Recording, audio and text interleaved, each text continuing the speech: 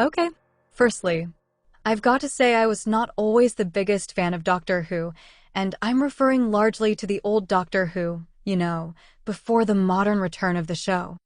I always thought of the old stuff as visually too cheap-looking and, as a result, not in any way convincing. No matter how good or not the stories and the storytelling were, I just couldn't ignore how cheap it all looked. Of course, this was a BBC production with BBC special effects, and so that's what you got back in the day. The makers of the show did their best with what they had. So be it, but it was not for me. And you have to remember that at the time the show was on the air, there were other science fiction programs that did much better at depicting alien environments, spaceships, science-y stuff, and the like.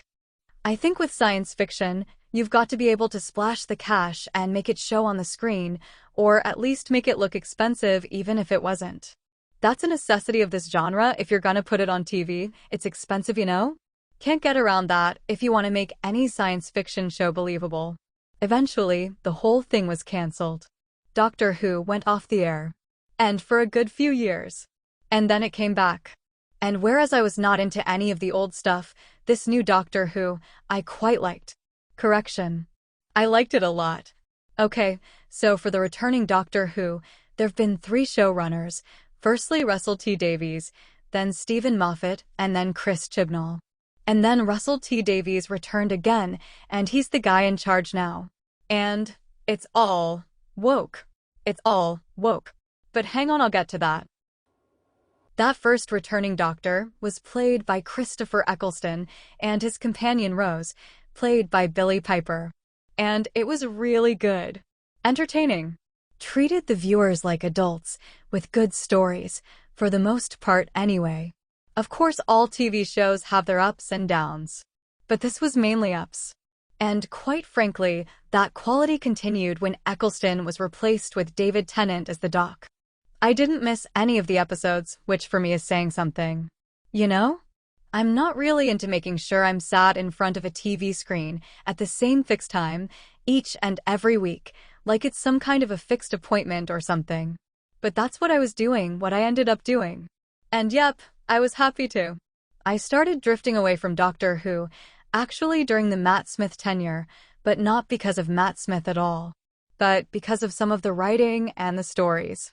Basically, the stories seemed to be aimed more at children, as if some new bunch of writers had come in and taken over, and brought with them their science fiction is just for kids type mentality. Now perhaps it was just me. I don't think so. That's how I felt about what I was watching. And so I drifted away. Matt Smith was just fine though, just to reiterate. I did though dip into Peter Capaldi's stint as the Doctor, and he clearly was perfect for the role, but I didn't stick with it. But I was aware of all the fuss surrounding that companion of his, and how she would often mention her being gay and so on, regularly inserting it into conversations. At this point, I could see the woke creeping in. Of course, I haven't forgotten that there was the Captain Jack Harkness character, who was gay, actually he was bisexual, I think. But anyway, I didn't get the impression that anything was being pushed onto me as a viewer, No message or agenda or anything like that. Just trying to tell a story, and the guy just happened to be gay.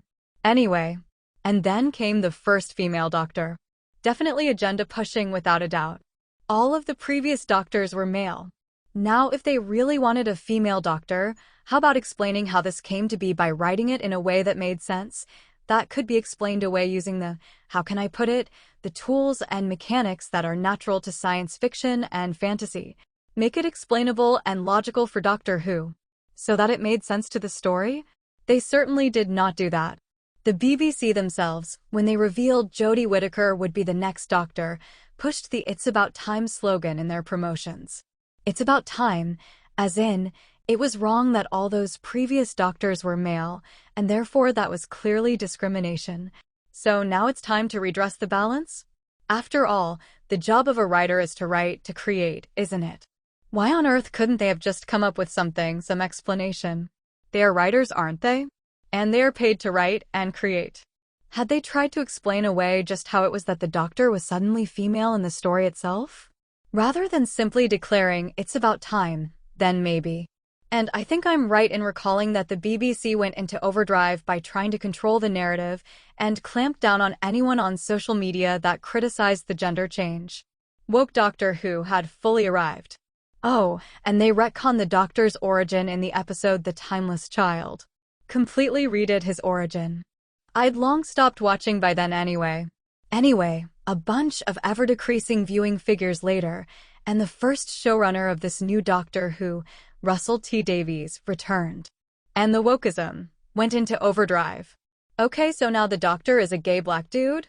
There's a transgender sidekick in there? Someone born male, playing the role of a teenage girl, I think, whose apparent beauty is regularly pointed out by other characters in the show. Like, I think they're trying a bit too hard to tell us something. Or to convince themselves, maybe. Also, we have an alien who joins in lecturing the Doctor about his use of pronouns. And there's a drag queen on the way, the winner of RuPaul's Drag Race show, Jinkx Monsoon. So this new Doctor, Ncuti Gatwa, in what I think were his very first words after it was revealed he would become the new Doctor, in answer to a question, talked about how it was so important for someone like him to be seen. The woke need to see themselves, reflections of themselves, on the screen. Otherwise, they can't enjoy it. Representation. They need to be represented. I have to say, I don't need to see myself in literature or TV or the movies in order to enjoy what's put in front of me.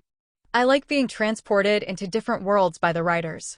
I like the escapism of it all. It just isn't necessary to have the reality of the world that I see all around me plastered onto the screen.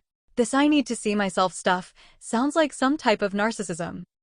And in the meantime, anyone who doesn't like this new direction their favorite show is taking is a bigot, apparently. From one woke controversy to another. This thing called bi-generation, where instead of a new body taking over from the old Doctor's body, a new body separates from the old body, and both are left alive. In this case, when the bodies were separating, both Doctors seemed to be joined at the groin. I wonder what we're supposed to read from that, positioning? Another woke controversy was with the Davros character and disability. The Doctor Who Children in Need episode aired on the BBC, and fans were surprised when they saw an able-bodied Davros. He'd been removed from his usual contraption, or what the showrunner described as a wheelchair, because Davies felt that Davros, in his usual form, associated disability with evil. Doctor Who has been captured. Well and truly captured. They don't like the show's original audience. Or most of them anyway. And I think I'm right in saying, or maybe that's just the very strong impression I've got, that Russell T Davies wants a new, replacement audience. You know, one that agrees with him on everything, or at least on the LGBT stuff. And if you don't agree with him, you're a bigot. He's also said he wants to move the show away from science fiction to a more fantasy-type show. Have to say on that one, the show was a kinda sci-fi fantasy mix anyway.